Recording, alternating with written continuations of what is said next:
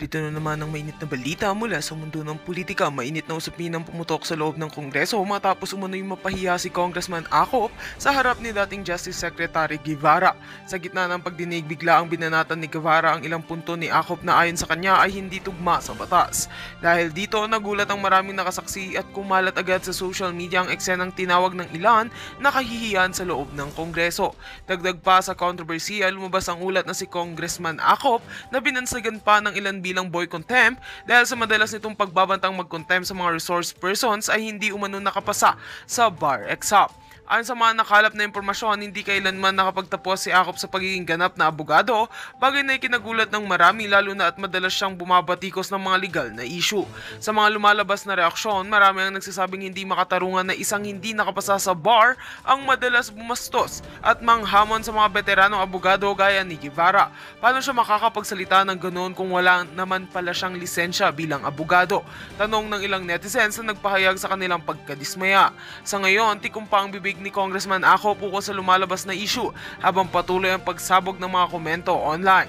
Samantala, nanindigan si Atty. Guevara na ginawa lang niya ang kanyang tungkulin na ipagtanggol ang tama at ang batas. Ang katanungan ng bayan, paano makakabangon si Congressman Acop mula sa kahihiyan ito na sumabog sa harap ng publiko? At yan nga ang mga balitang ating pagkakatutukan, at kung bago ka pa lamang sa aking channel ay huwag kakalimutang mag-like, share and subscribe para updated ka sa aming mga bagong balita dito sa Tatak Pinas.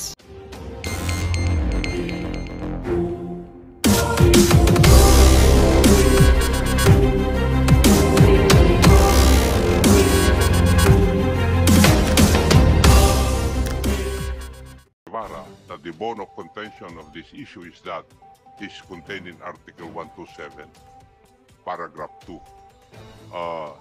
May I know, ano po yung definition nyo ng the term commence? Kasi if I read yung statement na pinagtatalunan natin ngayong araw na ito is, the withdrawal shall not affect any cooperation with the court in connection with criminal investigations and proceedings in relation to which the withdrawing state had a duty to cooperate. That's the first condition. Pero hindi po, may second and ang sinabi, which were commenced prior to the date on which the withdrawal became effective. Yun po yung crux of the issue. Di po ba? But may I ask, Your Honor, the Solicitor General, what is, I think this statute has also its rules of procedure. In the same manner that we have our rules of criminal and civil procedure. Tama po? Tama po yan. Yeah. Yan. Now, the statement speaks of the term commence. So, going to Webster Dictionary, it means to begin or to start. Tama po? Tama po. Would you agree, Your Honor? Tama po. Oh. But, doon po sa previous statement, it is in connection with criminal investigations. Tama po. Now, when, Your Honor, Tama po. oh, but, doon po sa previous statement, it is in connection with criminal investigations. Tama po. Now, when would a criminal investigation commence? Well, depende po yan kung pinag-uusapan po natin ay yung sa ating sistema o doon sa sistema ng Your Honor, ICC. I'm speaking of, I'm citing the statement stated in Article 127 of the Rome Statute. It speaks of criminal investigations, Apo. and the term commence was used. Now, may I know, when does a criminal investigation internationally or locally start? That's my point, Mr. Secretary. Yes, Your Honor. If we are going to base it on Article 13, it is when one of the instances would be when the ICC prosecutor motu proprio requests for investigation.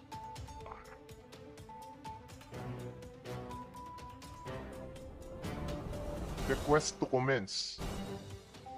maybe we should take a look at No. Article 13. Article 13 speaks of exercise of jurisdiction. Yes, I agree, Your Honor.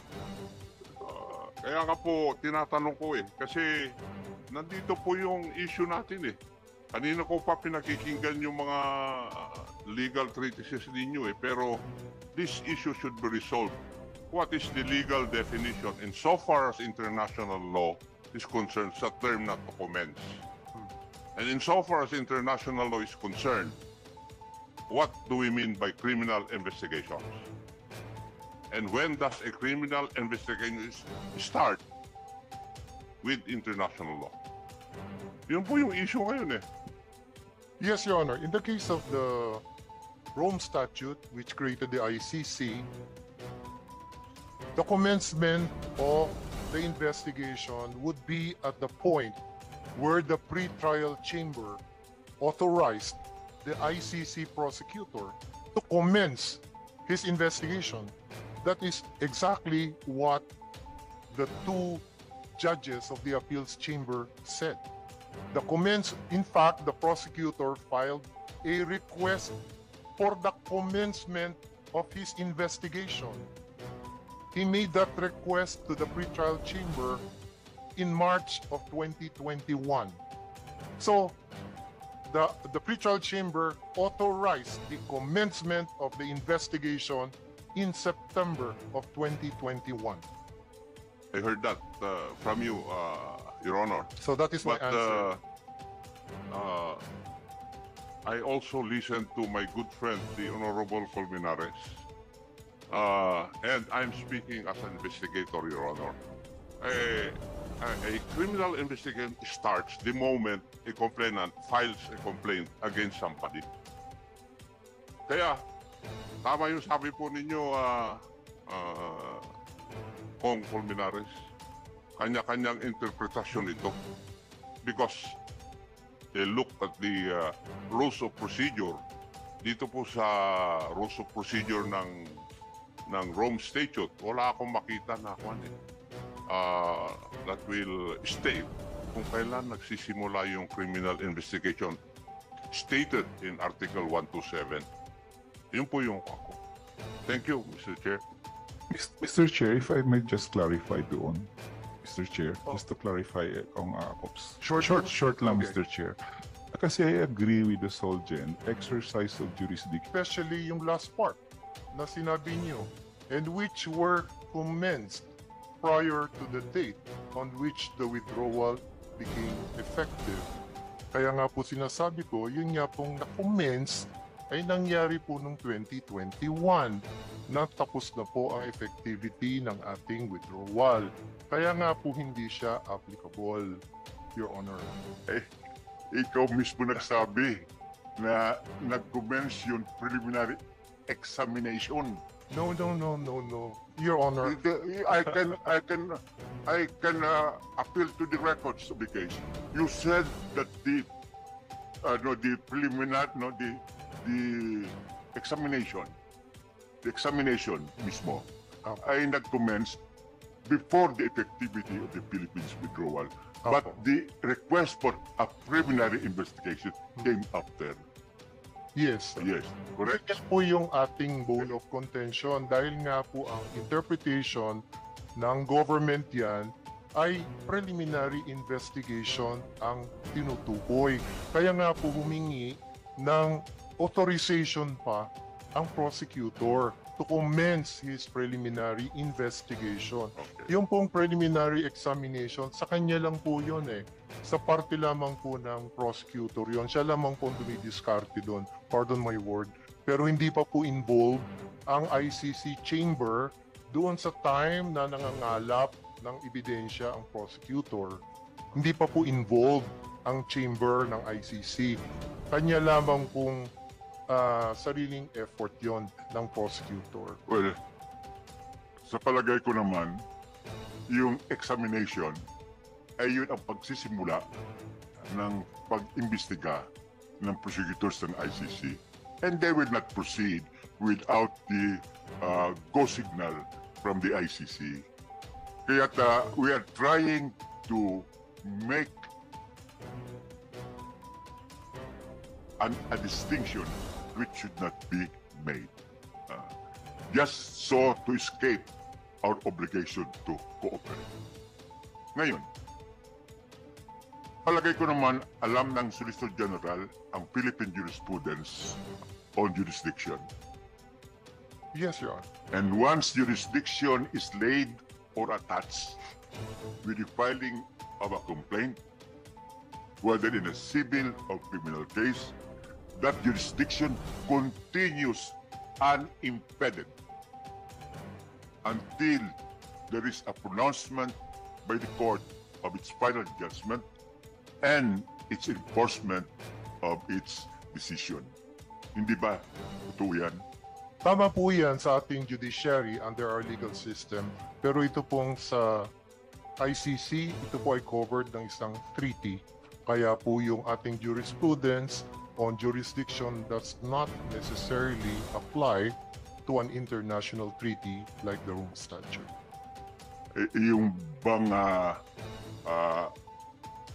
interpretasyon ng gobyerno doon sa Article 127 ay salungat sa ating jurisprudence na sinusunod sa Pilipinas na ang jurisdiction, pag iyan once laid, that survives and that should not be impeded even by any delay or irregularity in the process. Iyan ang mga desisyon ng ating Korte Suprema. At iyan din ang linalaman ng Article 127 because yung Article 127 did not make any distinction whether it is yung initial examination or preliminary investigation or yung trial mismo before the ICC. Yun pong sa parte ng ICC ay meron pong there are specific articles of the Rome Statute that deal with the exercise of jurisdiction. Yun nga pong sinabi ko na Articles 12 and Articles 12 and 13. So very specific po yung exercise of jurisdiction under the Rome Statute. Kaya nga po hindi natin magamit ng exactly kung ano po yung jurisprudence are under Philippine law. Kasi sa atin po ay, kumbaga, sa rules of court natin po iyan and jurisprudence. Pero ito po ay treaty, kaya po hindi siya talaga applicable. Yun po ang sinusunod natin, yung Articles 12 and 13. Pero kung meron po kayong ibang interpretasyon kung ano ang ibig sabihin ng investigation being commenced by the prosecutor, kung ang inyo pong opinion ay pati preliminary examination stage ay kasama noon, then that is your interpretation, Your Honor. Kaya lamang, yun pong decision ng ICC Appeals Chamber na nangyari po noong July of 2023 ay maliwanag na maliwanag pong explain noong dalawang members of the Appeals Chamber na yun pong pag-exercise ng jurisdiction ay hindi na trigger on a timely basis. At yun po ay makikita natin doon sa dissenting opinion ng mismong presiding judge ng ICC. Unfortunately, yun pong 3 other members of the Appeals Chamber did not make any statement at all about the issue of jurisdiction. Yung pong dalawang minority ang siyang mayroong very strong statement na hindi na exercise ang jurisdiction at the proper time. At hindi naman po pwedeng forever, perpetually na nakahang yung ganyang klaseng threat sa Philippine government. Kaya po ganun ang kanilang naging decision. Ito naman mga articles you have cited with Senator Solicitor General ay article, ano nga yun? 12 and 13 po. 12 and 13. Preconditions to the exercise of jurisdiction. Ito naman ay na-modify Hindi pa po siya namumodify. Na-modify yan mismo sa Rome Statute doon sa Article 127 on withdrawal. Hindi po siya minomodify kasi Not-modify yan sa separate po yung 127 eh. natural, pero a subsequent article, in our interpretation, a subsequent article can be construed to modify a previous article. At dito naman sinasabi na kailan mag-cooperate ang isang estado kahit na naging effective na ang withdrawal. That is very clear sa Article 27, which is subsequent to Article 12 and 13. Now,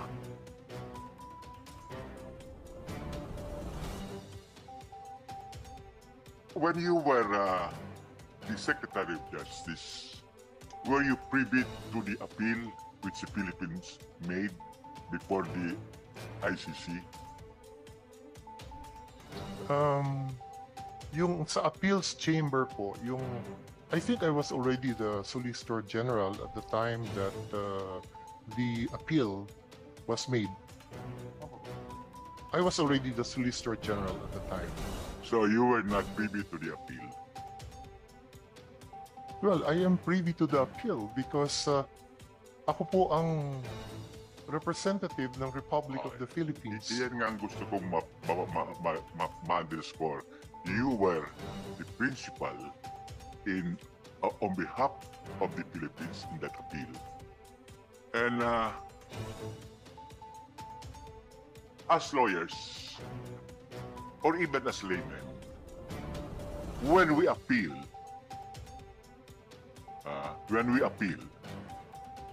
we are expected to respect the appeal, whether it is for us or against us.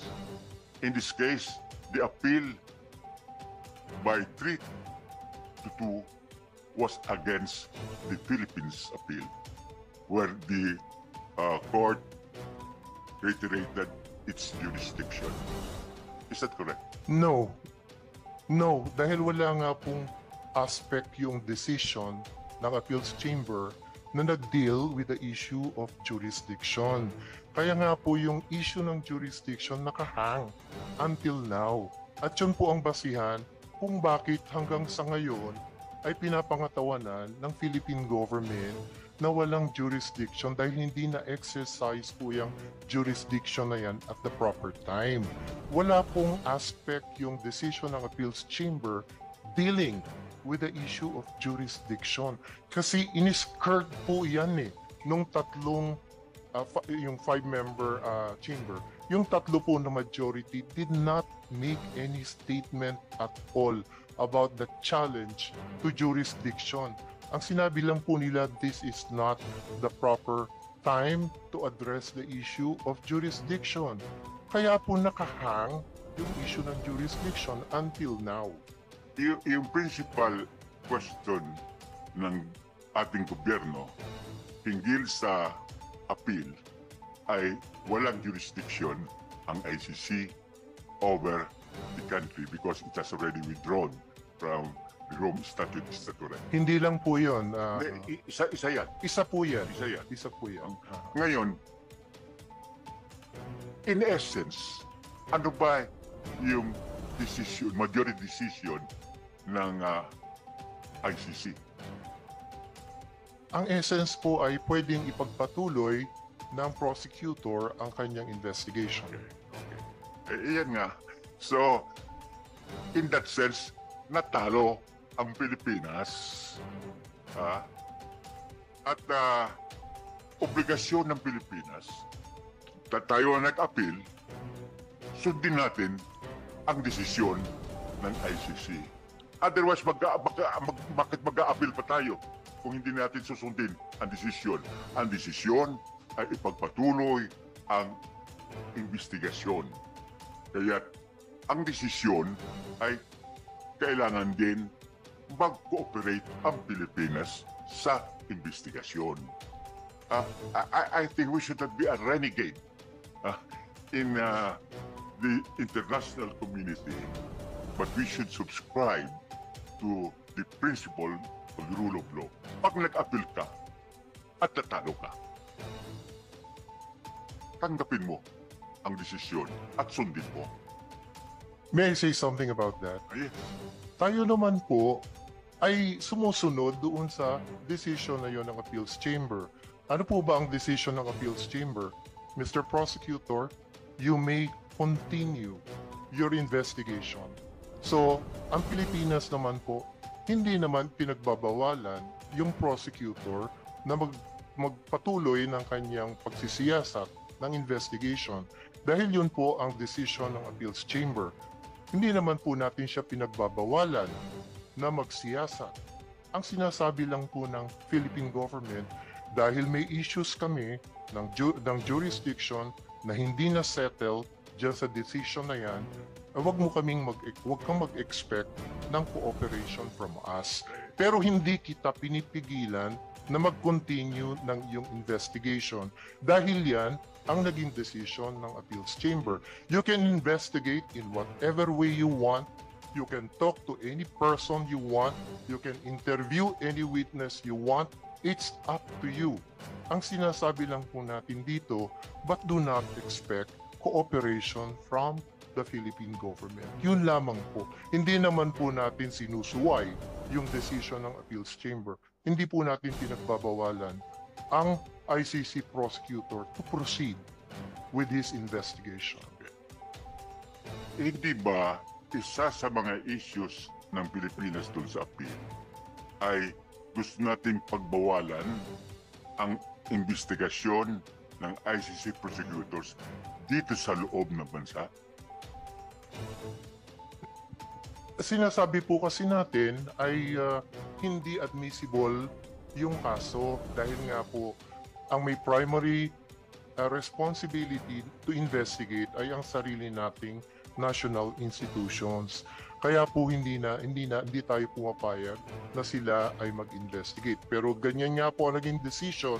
Kaya po, sige, di mag-investigate kayo kung gusto niyo mag-investigate. Mag-investigate hanggang dito sa Pilipinas. Opo, syempre.